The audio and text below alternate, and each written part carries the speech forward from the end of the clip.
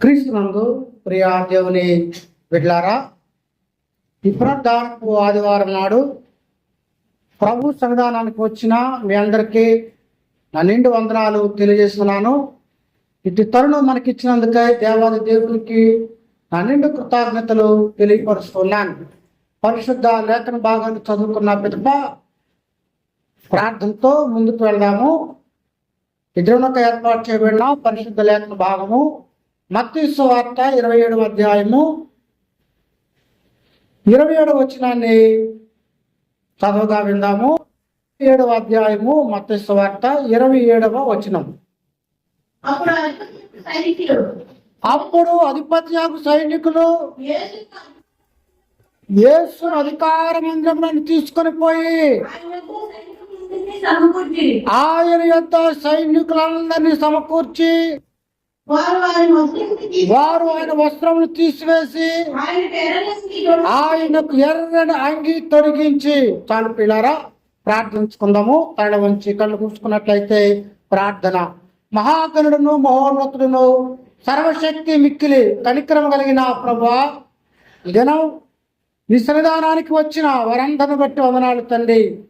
ఈ సెప్టెంబర్ నెల మొదటి పునరుద్ధానపు సంస్కారంలో మాకు మీరు ఇచ్చినటువంటి ఈ పాల్పొందే బాధ్యతను బట్టి వందనాలు. వచ్చిన వారిని వాక్యం కొరకు సిద్ధపరచండి తండ్రి. అందరి హృదయంలోనూ వాక్యాన్ని ఫలించినట్టుగా వారి హృదయాలు సిద్ధపరచమని ప్రార్థన చేస్తున్నాను. నీ ఆత్మ కుమ్మరింపును అనుగ్రహించండి. కొద్ది నిమిషాల పాటు నీ పక్షపడబోతుండగా మొక్కాంతులో మీరేమని మాట్లాడి చేరిన ప్రతి బిడ్డను ఆశీర్వదించమని యేసు దివినామని వేడుకుంటున్నాం తండ్రి. ఆమేన్. ఈరోజు యేసు ప్రభు కల్వరి శిలువలో వేలాడుతున్నప్పుడు చుట్టూ అనేక మంది జనాలు ఉన్నారు. వారు యేసు ప్రభువుని గురించి ఏమనుకుంటున్నారో, వారు ఏమన్నారో కొద్ది నిమిషాలు మీతో మాట్లాడడానికి సిద్ధపడి ఉన్నాను. పిల్లరా, కల్వరి వైనున్న యేసును చూడాలని ఆ విషయాన్ని గురించి మీతో మాట్లాడడానికి సిద్ధపడుతున్నాను. యేసు ప్రభు సిలువ అనేటువంటిది ప్రాముఖ్యమైంది. సిలువ సెంటర్ ఆఫ్ ది క్రిస్టియానిటీ, అనగా ఆ క్రైస్తవ్యానికి అంతటి కూడా మూల కేంద్రం ఏమైందంటే సిలువే. సిలువ లేకుండా క్రైస్తవ్యాన్ని ఊహించలేము. అందుకనే చాలా మందిని చూస్తా ఉంటాం, మెళ్ళో సిలువ ధారణ ధరించే వారిని వారు క్రైస్తవులుగా సామాన్యంగా చెప్పుకోవచ్చు. సామాన్యంగా క్రైస్తవ యొక్క సింబల్, గుర్తు ఏదైనా ఉందంటే అది సిలువే అని చెప్పాలా. సిలువ అడ్డుకర్ర, నిలువు కర్ర. యేసు ప్రభు ఆ సిలువలో వేలాడటంలో సిలువకే విలువ వచ్చింది. రోమీయులకు సిలువ అనేటువంటిది క్రూరమైంది. అది భయంకరమైనటువంటి ఆ శిక్ష. ఎవరికి సిలువ శిక్ష చేస్తారంటే దేశద్రోహులకు, హంతకులకు, భయంకరమైనటువంటి దేశద్రోహం చేసిన వారికి సిలువ శిక్ష రోమిలు వేస్తారు. అలాంటి ఘోరమైనటువంటి సిలువ పైకి రక్షకుడు వెళ్ళడంలో ఆ సిలువకే వన్ని వచ్చిందని చెప్పుకోవాలా. ప్రపంచానికి నడుబొట్టున ఆ యెరూషలేము ఉంటది. కబుని వెలుపల యేసు ప్రభు కల్వారి కొండ పైన సిలువలో వేలాడుతూ, అడ్డుకర్ర నిలువు కర్ర మీద వేలాడుతూ ఆయన చూపిన సంకేతం ఏమిటంటే దేవునికి దూరస్తులైనటువంటి వారికి దేవునికి మనిషికి మధ్య నిలువు కర్ర సమాధానం ఇచ్చింది. అలాగే అడ్డుకర్ర ఏమి చూపిస్తుందంటే తోటి వారిని కూడా నిలువలే ప్రేమించాలని అడ్డుకర్ర చూపేదిగా ఉంది. యేసు ప్రభు ఆ సిలువలో అడ్డంగా నిలువుగా వేలాడుతున్నటువంటి ఆ సంకేతంగా ఉన్నటువంటి సిలువలో వేలాటంలో దేవునికి మనుషులకు మధ్య మానవులకు మధ్య సఖ్యతను సంధిని సమకూర్చినటువంటి వాడుగా ఆయన శిలువ మీద వేలాడినటువంటి వాడుగా ఉన్నాడు. పిల్లరా, యేసు ప్రభువు శిలువ మీద వేలాడుతులో ఆయన మానవునికి దేవునికి మధ్య నిలవబడి సమాధానాన్ని దేవునితో ఐక్యపరిచినటువంటి వాడుగా మనము చూడగలుగుతున్నాం. పిల్లరా, చూచు వారికి సిలువ భయంకరమైందే, కానీ ఆ సిలువలో యేసు ప్రభు ప్రాణం పెట్టుటలో మానవాళికి రక్షణ కలుగుతూ ఉన్నది. రక్తం లేకుండా విమోచన లేదు.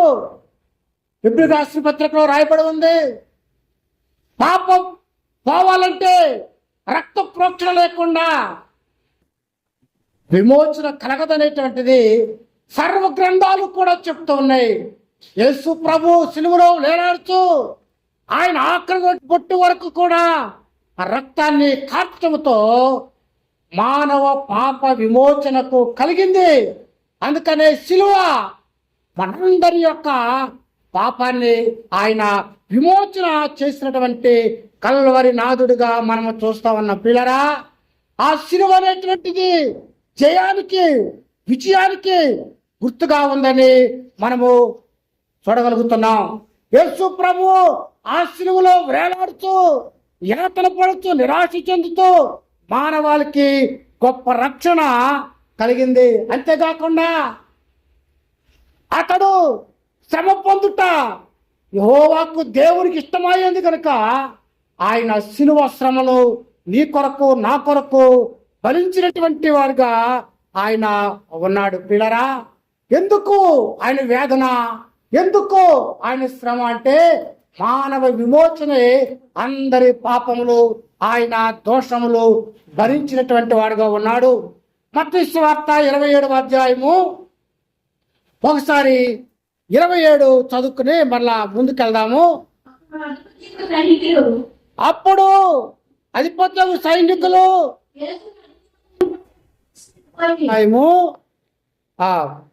అదే చదవ మళ్ళా చదవదే. అప్పుడు అధిపత్యము సైనికులు యేసు అధికార మందిరాన్ని తీసుకొని పోయిను. ఆయన యొక్క సైనికులందరినీ సమకూర్చురి. వారు ఆయన వస్త్రములు తీసివేసి ఆయనకి ఎర్రని అంగీని తొడిగిరి. చాలు పిల్లరా, యేసును సైనికులు ఆయన్ను అధికార మందిరములోనికి తీసుకుని వెళ్ళారు. అనగా ఆ కల్వరి సిలువలోనికి ఉన్నటువంటి ఆ ప్రజల్లో ఆయన సిలువేసింది ఎవరంటే రోమా సైనికులు. పిల్లరా, ఆ సైనికులు ఏం చేస్తున్నారు? వారి కర్తవ్యాన్ని నిర్వర్తిస్తున్నారు, వారు పని చేస్తున్నారు, వారు డ్యూటీ చేస్తున్నారు. వారు ఏం చేస్తారంటే ఆయన వస్త్రములు తీసివేసి ఆయనకు ఎర్ర అంగీని తొడిగించి. పిల్లరా, ఎరుపు దేని గుర్తు చెప్తారా? ఢిల్లీ నుంచి మన ప్రెసిడెంట్ ఆఫ్ ఇండియా రాష్ట్రపతి వస్తాడనుకో, ఆ విమానం ముందు కింద ఎర్ర తివాచి కప్పుతారు. దేని గుర్తు అది? ఈజ్ ఎ కింగ్ అని. ఎరుపు దేని గుర్తు బైబిల్లో? రాజు. అందువల్ల వారు రాజుకు గుర్తుగా, అధికారానికి గుర్తుగా యేసు ప్రభు చనిపోయినప్పుడు కూడా ఆ శిలువ మీద అయ్యన్నారాయణ రాస్తాడు ఆయన. వాళ్ళు అడుగుతారు, ఏం రాసావయ్య అంటే, రాసింది ఏదో రాశానన్నాడు ఆయన. దానికి అర్థం ఏంటి? యూదులా రాజు ఆయన రాసిన రాయటం ఏంటి? దేవుడు అలాగా రాపిచ్చాడు. ఎందుకు రాశాడంటే ఆయన చెప్పలేకపోయాడు. అలాగే ఎర్రని వస్త్రము ప్రభుకి ఎందుకు గుర్తుగా వేశారంటే ఆయన రాజు అయి ఉన్నాడు కనుక దేవుడే అలాగా ఏర్పాటు చేసినటువంటి వాడుగా ఉన్నాడు. పిల్లరా, వాళ్ళు ఏం చేశారంటే వస్త్రమును తీసివేసి సైనికులు ప్రభువును వస్త్రాన్ని తీసివేయటంలో ఏం చేశారు? అవమానపరిచినటువంటి వారుగా వారు చూస్తా ఉన్నాం. పిల్లరా, బైబిల్ చెబుతుంది ఆయన 30 వచ్చింది కదమ్మా 30 ఆయన మీద ఉమ్ము వేసి ఆరెళ్ళను తీసుకొని దాంతో తల మీద కొట్టి చాలు పిల్లరా ఈ సైనికులు ప్రభువు ముఖం మీద ఉమ్ము వేసేటువంటి వారుగా మనము చూస్తా ఉన్నాం. క్రీస్తు పిల్లరా యేసు శిలువ వేస్తున్నప్పుడు ఉన్నటువంటి సైనికులు ప్రభువును వారు ఉమ్ము వేసి వస్త్రాలు తీసివేసి, అంతేకాకుండా 29వ వచనంలో బైబిల్ ఎలా చెప్తా ఉంది, ముళ్ళ కిరీటం వల్లి ఆయన తలకు పెట్టి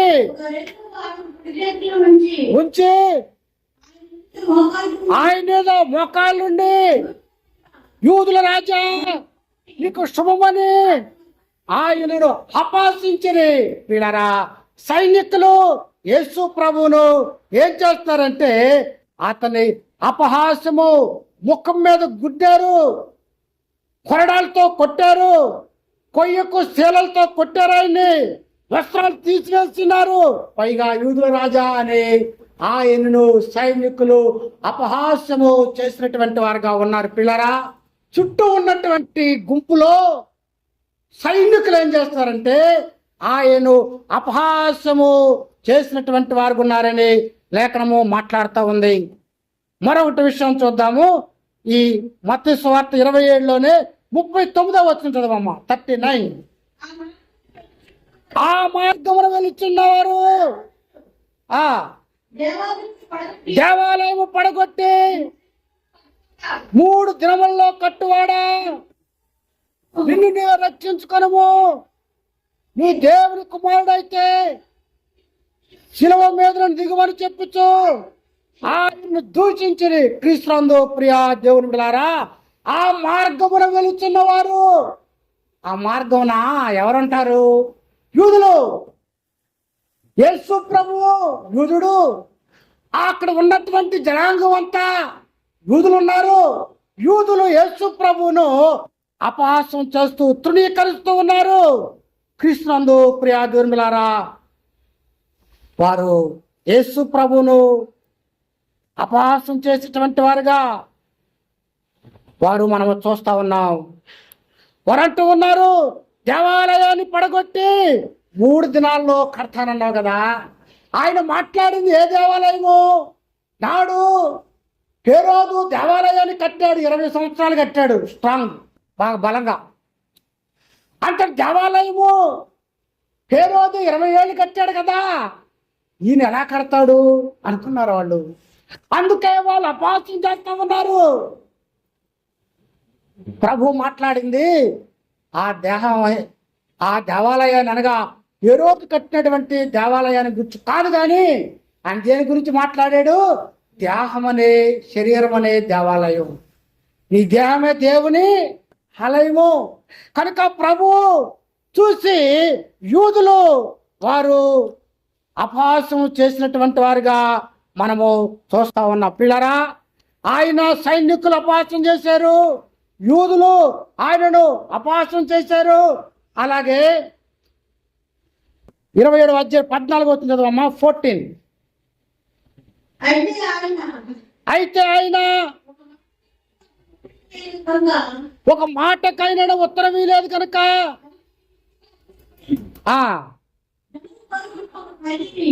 జనులు కోరుకున్న ఒక ఖైదీని పండుగల విడుదల చేయట అధిపతికి వాడుక. ఆ కాలమందు ఒక ఖైదీ చెరసాల్లో ఉండెను. జనులు కూడి వచ్చినప్పుడు పిలాతు, నేను ఎవరిని విడుదల చేయవాలని మీరు కోరుతున్నారు? బరబ్బనా, క్రీస్తునా అని వారిని అడిగాను. అనగా వారు అసూయ చేత అప్పగించరని ఎరిగి ఉండను. చాలు పిల్లరా యేసు క్రీస్తును వారు అసూయ చేత అప్పగించారు. అంటే ప్రభు నేరం చేశాడా? నేరం చేశాడా? తెలియదే. ఆయన పాపం ఎరిగినటువంటి వాడుగా యేసు పరిశుద్ధుడిగా నీతిమంతుడిగా ఆయన ఈ లోకానికి వస్తే ఆయన్ని ప్రజలు పాపిగా చేసినటువంటి వారుగా ఉన్నారు. అంత నిమిత్తమై మనమందరి కొరకై నిర్దోషి శిక్షను అనుభవించినటువంటి వారుగా చూస్తా ఉన్నాం. పిల్లరా, లూకా సువార్త 23వ అధ్యాయము 35వ వచనం చదువుదాం. లూకా సువార్త, ప్రజలు నిలువబడి చూచుచుండిరి, అధికారంలో వీడు ఇతరులను రక్షించను, క్రీస్తు అయిన యెడల తను తాను రక్షించుకున్నాను అపోషించిన చాలు. పిల్లరా, ఇక్కడ ప్రజలు ఆయన అపోషిస్తున్నారు. ఏమని అపోషిస్తున్నారంటే వీడు అనేక రక్షించను, తన్ను తాను రక్షించుకోమని ప్రజలు ఆయన అపోషించేటువంటి వారుగా ఉన్నారు. పిల్లరా, ప్రజలు నిలువబడి చూచుచుండి, అధికారులు వీరు ఇతరులు రక్షించను, వీడు దేవుడు ఏర్పరచుకున్న క్రీస్తు, ఆయన ఎవడు తను తాను రక్షించుకోనమని అపహాసించరి. అనగా ప్రజలు అంటున్నారు, నిన్ను నీవు రక్షించుకో, అనేక మంది రక్షించావు కదా. ఆ యెరూషలేములోనే యేసు ప్రభు కుంటోళ్ళ కాళ్ళు ఇచ్చాడు, గుడ్డి వారి కనులిచ్చాడు, ఎన్నో రోగాల నుంచి విమోచన కలగజేస్తే ప్రజలు ఏమన్నారు తెలుసా? చివరికి నిన్ను నువ్వు రక్షించుకయ్యా. పిల్లరా, తేలికగా కదా, ఎంత మాట, ఎంత తేలికగా మాట్లాడుతున్నారు. ప్రభు కూడా సువార్త పరిచర్య ప్రారంభంలో ఆ యోర్దాను తీరాన లూసిఫర్ ప్రభు దగ్గరకు వచ్చి లోక అధికారం అంతా అన్ని చూపించేస్తుంది. లోకాధికారి ఎవరు? సాతాను. నాకు మొక్కు, సమస్తాన్ని ఇచ్చేస్తానట, అధికారాన్ని. అంటే ఆయన శిలువ మీదకు వెళ్ళి ప్రాణం పెట్టవలసిన అవసరము ఉందా? చెప్పండి.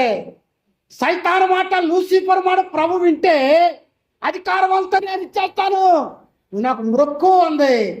యేసు ప్రభు మొక్కితే లోకాధికారం అంతా ప్రభు చేతికి వెళ్ళేది. కానీ ఆయన శిలువలో ఆఖరి బొట్టు వరకు ప్రాణము పెట్టవలసినటువంటి అవసరం కాడ ఏర్పడేది కాదు. ఈజీ మెథడ్, సులువుగా వచ్చేది. కానీ పిల్లరా, మనందరి లోక కళ్యాణార్థం యేసు ప్రభు శిలువ మీదకి వెళ్ళాలి గనుక ప్రభువు సాతాను యొక్క ప్రలోభాలకు నాడు లొంగినటువంటి వాడు కాదు.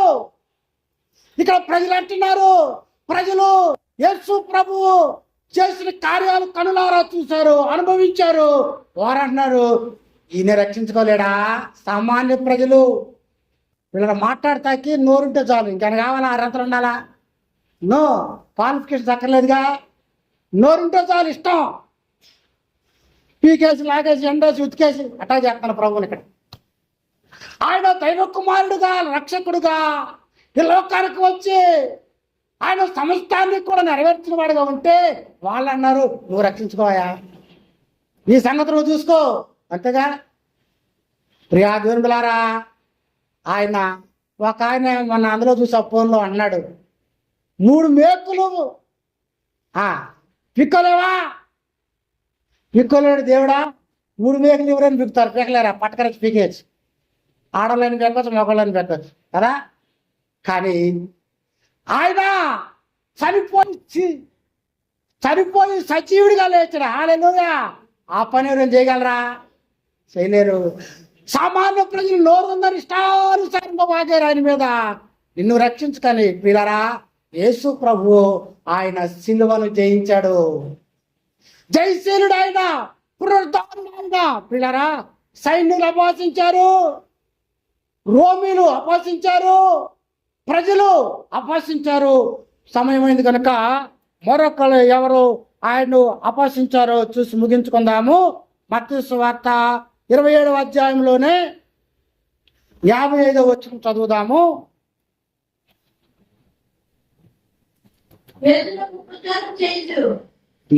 చదవండి.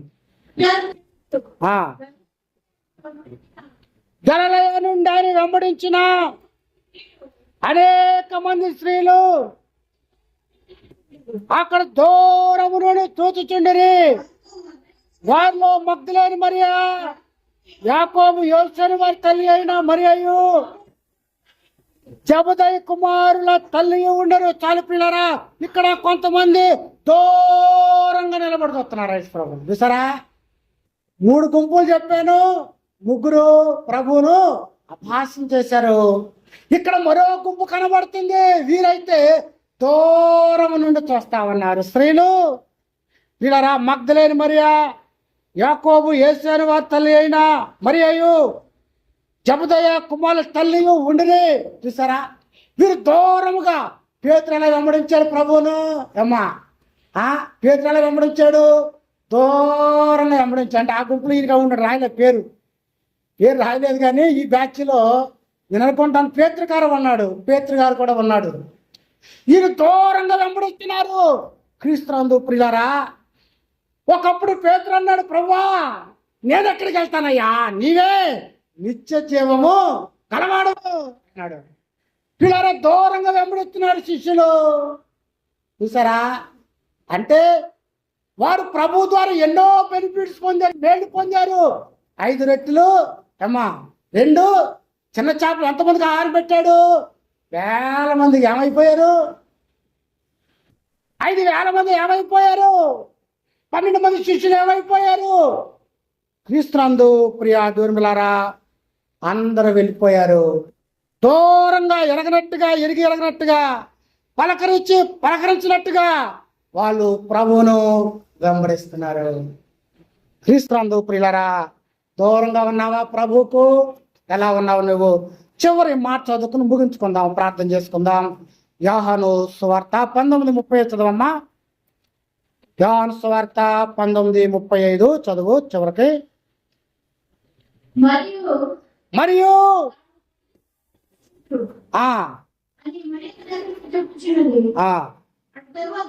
అట్లు తర్వాత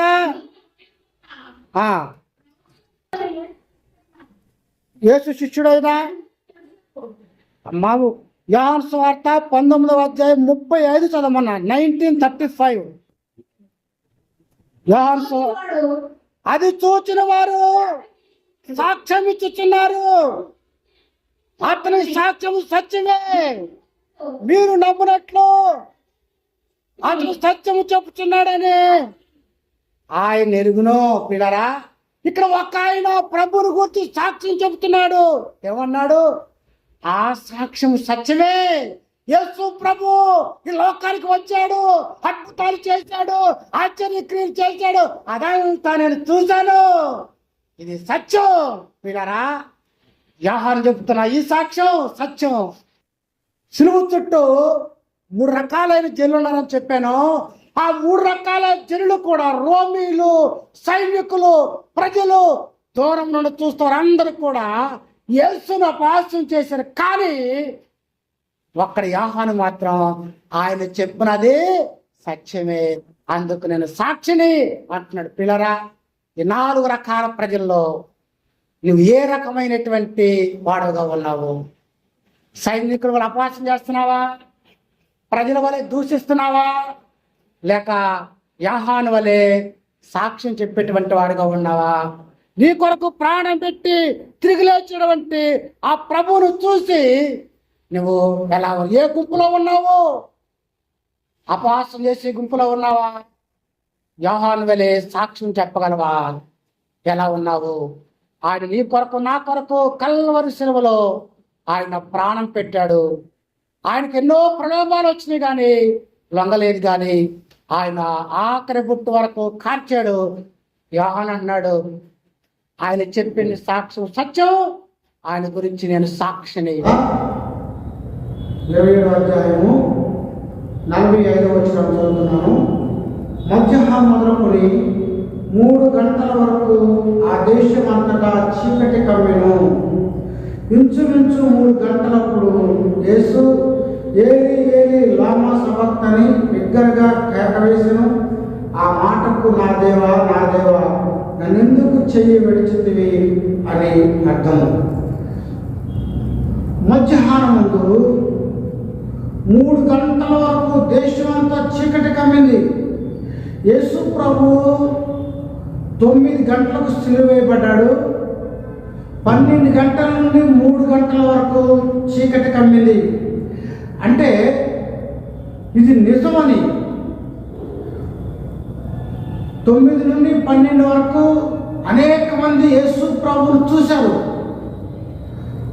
ఈయన యేసు ప్రభువే అని గుర్తుపట్టారు. ఒకవేళ ఆ దినమంతా కనుక చీకటి కమ్మినట్లయితే యేసు ప్రభువు కాదు మోసగాడు అనేవాళ్ళు. కానీ చాలామంది 12 గంటల వరకు యేసు ప్రభువును చూశారు కనుక అది నిజము అని వాస్తవం అని తెలుస్తా ఉంది.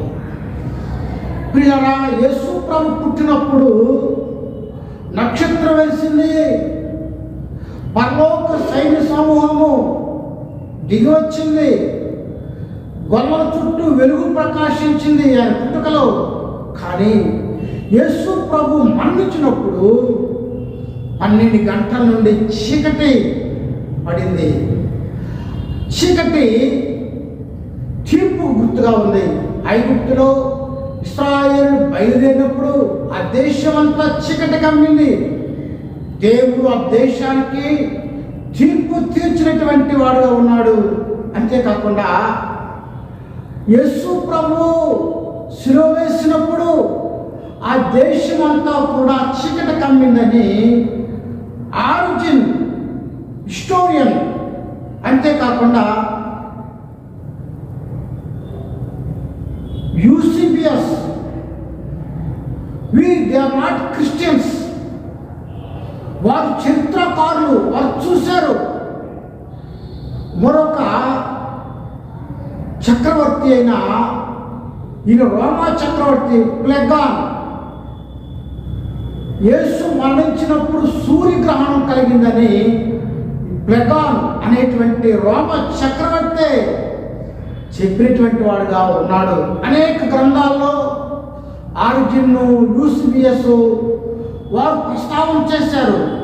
యేసు ప్రభు మరణించిన దినాన దేశమంతా కూడా చీకటి కమ్మిందని చెప్పడం జరిగింది. అందువల్ల పిల్లరా, యేసు మరణాన్ని చూడలేక సర్వ సృష్టి కూడా చీకటి కమ్మింది. సూర్యుడు, చంద్రుడు, ఈ సృష్టి ఆయన మరణాన్ని చూడలేనటువంటిదిగా ఉంది. ఆయన పుట్టుకలో వెలుగు, ఆయన మరణిస్తే చీకటి. క్రీస్తునందు ప్రియ దేవులారా, 3 గంటల వరకు ఆ దేశం అంతా కూడా చీకటి కమ్మిబడి ఉన్నది. 46వ వచనంలో ఇంచుమించు 3 గంటలకు యేసు ఏలి ఏలి లామా సబక్తని బిగ్గరగా కేక వేశాను. ఆ మాటకు నా దేవా నా దేవా నన్ను ఎందుకు చేయవెన్నాడితివి అని అర్థము. ఇంతవరకు యేసు ప్రభు తండ్రితో సంబంధాన్ని కలిగినటువంటి వాడుగా ఆయన ఉన్నాడు. యేసు ప్రభు వేదన పడుతున్నాడు. ఆయన ప్రియా దేవులారా, వేదన పడుతూ కూడా తండ్రికి ప్రార్థన చేస్తున్నాడు. నా దేవా నా దేవా. దావీదు ఈ విషయాన్ని ఎంతగానో 22వ సంకీర్తనలో వివరించేటువంటి వాడుగా ఉన్నాడు. ఇంతవరకు ఆయన తండ్రి తండ్రి అన్నాడు. కానీ ఇప్పుడు దేవా అనగా దేవుడితో ఇంతవరకు సంబంధం ఉంది. కానీ ఇప్పుడు ఆ మరణాన్ని చూడలేక దేవుడి ముఖము తిప్పుకుంటాడు ప్రక్కతో. అందుకు దేవా దేవా అని పిలుస్తూ ఉన్నాడు. వీళ్ళరా, పేతురు శిష్యులు అందరూ కూడా యేసు ప్రభువును విడిచిపెట్టేశారు. శిష్యులు ఎవరు లేరు.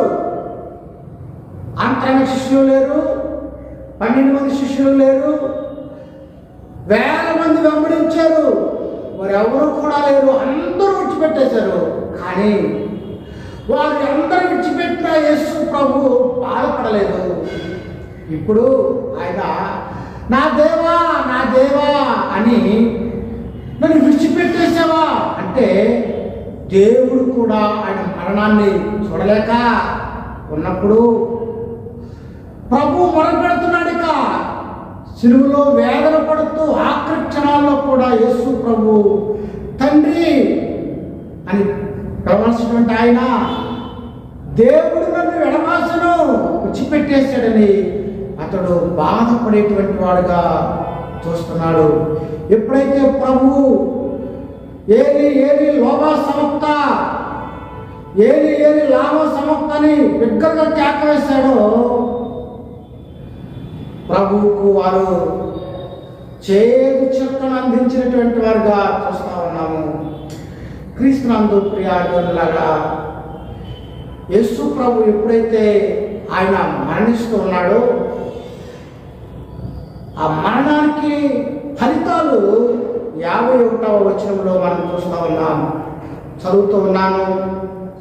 అప్పుడు దేవాలయ పుట్టాల పైనుండి క్రింద వరకు రెండుగా చిరియను, భూమి వణికెను, బండలు బద్దలాయను, సమాధులలో తెరవబడిను, నిద్రించిన అనేక మంది పరిశుద్ధుల శరీరములు లేచెను. చూసారా, యేసు ప్రభు మరణము it give a great result. ఏంటంటే దేవాలయపు తెర చిరియను. చాలా మంది యవనస్తులు ఇప్పుడు బొక్కలు పడిన ప్యాంట్లు వేసుకుంటున్నారు. బొక్క పెడతాం కాదు. దేవాలయపు చెరచిరియను అంటే పరిశుద్ధ దేవాలయంలోనికి, అతి పరిశుద్ధ స్థలంలోనికి యాజకుడు ఒక్కడ మాత్రమే వెళ్ళేవాడు. సమాజానికి యాజకుడు మధ్య ఆ తెర ఉండేది. యేసు ప్రభు చనిపోయినప్పుడు చీకటి ఉంది.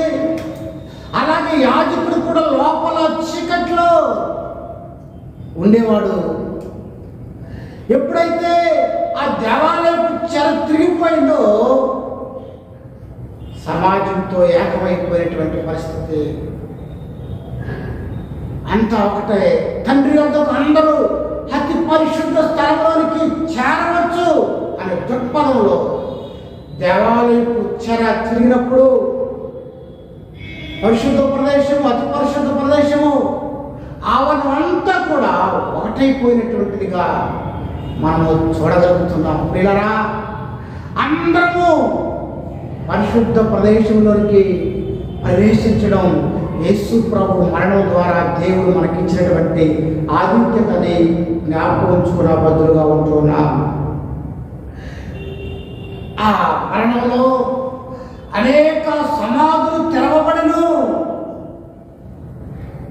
పరిశుద్ధుల శరీరములు లేచెను అనగా అనేకులు యేసు మరణంలో పునరుజ్జీవాన్ని పొందినటువంటి వారుగా, మరణించిన వారు లేచినటువంటి వారుగా యేసు మరణము అనేకులకు జీవాన్ని ఇచ్చింది. క్రీస్తునందు ప్రియ దేవులారా, the great result in his death, many of them risen from death. యేసు మరణిస్తే అనేకులు లేచినటువంటి వారుగా లేఖనము మాట్లాడుతున్నది. క్రీస్తునందు ప్రియులారా, 57వ వచనాన్ని చదువుతున్నాను. యేసు 56వ వచనాన్ని చదువుతున్నాను. వారిలో మగ్దలేని మరియయు, యాకోబు, యేసే అనువారి తల్లి అయిన మరియయు, జబదాయి కుమార్ తల్లియు ఉండిరి. యేసు ప్రభుతో ఎవరు ఉన్నారంటే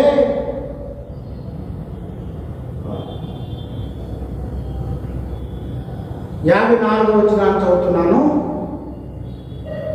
శతాధిపతి అతనితో కూడా యేసును కావలి ఉన్నవారును భూకంపం జరిగిన కార్యాలను చూచి మిక్కిలి భయపడి నిజముగా ఈయన దేవుని కుమారుడని చెప్పుకొని, శతాధిపతి అంటున్నాడు, ఇతడు దేవుని కుమారుడు. శతాధిపతి అంటే పర్యవేక్షకుడు, 100 మంది సైన్యముల మీద అధికారి. ఆయన ఏమన్నాడు తెలుసా? ఇతడు దేవుని కుమారుడు, సన్ ఆఫ్ గాడ్. ఒక అన్యుడు, రోమీయుడు యేసు ప్రభు యొక్క ఆ దినము జరిగినటువంటి విషయాలన్నీ కూడా గమనించి ఏం చెబుతున్నాడంటే, సన్ ఆఫ్ గాడ్, దేవుని కుమారుడు క్రీస్తునందు ప్రియులారా, యేసు ప్రభువు ఏమై ఉన్నాడో అన్నిలు సాక్ష్యం చెప్పేటువంటి వారుగా అక్కడ ఉన్నటువంటి వారు సాక్ష్యాన్ని మనం చూడగలుగుతూ ఉన్నాము. 55వ వచనంలో, వారిలో మగ్దలేని మరియయు యేసు ఉపచారం చేయొచ్చు గలిలయ నుండి ఆయన వెంబడించి అనేక మంది స్త్రీలు అక్కడ దూరంలో ఉండి చూచుచుండవి. వారిలో మగ్దలేని మరియు యాకోబు యేసేను వారి తల్లి అయిన మరియయు జబదాయి కుమారుని తల్లియు ఉండిరి. వీళ్ళరా, యేసు ప్రభువును దూరంగా వెంబడించినటువంటి వారుగా మనం చూస్తా ఉన్నాం. వారిలో పేతురు కూడా ఉండి ఉంటాడు. అయితే క్రింద వచనంలో వారిలో మగ్దలేని మరియు యాకోబు యేసేను వారి తల్లి మరియు జబదాయి కుమారులు తల్లి ఉండిరి. ఎక్కడ ఉన్నారు? వారు యేసుతో పాటు పురుషులందరూ వారిపోయారు. కానీ వారిలో ఎవరిలో? ఆయనను వెంబడించేటువంటి వారిలో ఈ మరియా, మగ్దలేని మరియా, ఆమె ఉన్నట్లుగా లేఖనం చెప్తా ఉంది. స్త్రీలు ఉన్నారు. పేతురు అన్నాడు దూరంగా వెంబడించాడు ఆయన. కానీ కొందరు స్త్రీలు యేసు మరణాన్ని ప్రచారం చేశారు. యేసు శ్రమలో కూడా వారు ఉన్నటువంటి వారుగా లేఖనం మాట్లాడుతుంది. 57 వచనం చదువుతున్నాను. యేసు శిష్యుడుగానున్న అరిమిత యేసేపును ఒక ధనవంతుడు సాయంకాలమైనప్పుడు వచ్చి పిలాతు వద్దకు వెళ్ళి యేసు దేహము తనకిమ్మని అడగగా, క్రీస్తునందు ప్రియులారా, ఇక్కడ యేసు యొక్క శవాన్ని, డెడ్ బాడీ, శరీరాన్ని నాకిమ్మని అరిమిత యేసేపు అడుగుతున్నాడు. ధనవంతుడు ఆయన డైరెక్ట్గా పిలాతు దగ్గరికి వెళ్ళాడంటే సామాన్యుడు కాదు. ఆయన సన్నిధాన సభ సభ్యుడు, పేరు పోసినటువంటి వాడు. బైబిల్ చెప్తా ఉంది, యేసు శిష్యుడుగానున్న ఈ disciple of Christ, secret disciple, రహస్యంగా యేసును వెంబడించేటువంటి వాడు. యేసు మరణంలో జరిగినటువంటి అనేక విషయాలు అతను గమనించి యేసు సమాధి చేయడానికి ఆయన ఇష్టపడుతున్నాడు. ఆయన శరీరం నాకు కావాలి. యూదులు ఏమనుకుంటారు చూడట్లేదు. కానీ అతడు యేసు ప్రభు యొక్క సమాధి చేయడానికి, శరీరాన్ని పాత పెట్టడానికి డైరెక్ట్గా పిలాతు దగ్గరికి వెళ్ళి అతడు ఆ యేసు శరీరాన్ని తీసుకున్నటువంటి అనుమతి అతను పొందేటువంటి వాడుగా ఉన్నాడు. బైబిల్ చెప్తా ఉంది 60వ వచనంలో, తాను రాతితో తొలిపించుకున్న కొత్త సమాధి, దాని నుంచి సమాధి దూరంలో పెద్ద రాయి బోలించి వెళ్ళిపోయాను. చూసారా, కొత్త సమాధి అంటే అంతకెత్త ఎవరన్నా పెట్టారనుకో సమాధి ఏమంటారు? యేసు ప్రభువు లేచాడు, ఎవరు లేచారు అంటారు. కానీ కొత్త సమాధి అంటే అంతకెత్తు ఎవరు అందులో పెట్టబడలేదు. యేసు ప్రభువే అందులో పెట్టబడ్డాడు. ఆయన మరణించి లేచినటువంటి వాడు ఉన్నాడని లేఖనము మాట్లాడుతూ ఉన్నది. క్రీస్తునందు ప్రియ దేవులారా, యేసు ప్రభువును అరిమిత యేసేపు సమాధి చేసినటువంటి వాడుగా తన కొరకు ఏర్పాటు చేసుకున్నటువంటి దానిలో ఆయన ఉంచినటువంటి వాడుగా కొత్త దానిలో ఆయన పెట్టాడు. అనగా యేసు ప్రభు పుట్టుక పరిశుద్ధమైన కన్యకకు హోలీ బర్త్. ఆయన మరణించినప్పుడు కూడా కొత్తది హోలీ పరిశుద్ధమైనటువంటి దానిలో ఆయన పెట్టబడ్డాడు. ఆయన జీవితం అంతా పరిశుద్ధంగానే ఉన్నది. క్రీస్తు క్రీస్తునందు ప్రియ దేవులారా 62వ వచనం చదువుతున్నాను. మర్నాడు అనగా సిద్ధపరచు దినమున మరుసటి దినమున ప్రధాన యాజకులు పరిశీలన పిలాతు వద్దకు వచ్చి, అయ్యా, ఆ వంచకుడు సజీవుడిగా ఉన్నప్పుడు 3 దినములైన తర్వాత నేను లేచేదని చెప్పినది మాకు జ్ఞాపకం ఉంది. చూసారా, వారికి జ్ఞాపకం ఉంది. ఏమని? లేస్తానన్నాడు. వాళ్ళు ఏమన్నారంటే, అయ్యా సార్, పిలాతును సార్ అంటున్నారు వాళ్ళు. ప్రభువు యేసుక్రీస్తు లోకరక్షకుడు, అనేక వేల మందికి ఆయన సహాయం చేశాడు, మరణించిన వారిని లేపినటువంటి ఈయన వంచకుడు అంటున్నారు. చూసారా, ఆ వంచకుడు యేసు ప్రభువునే వంచకుడు అన్నాడు. లోకాధికారి అయినటువంటి పిలాతునేమో సార్, అయ్యా,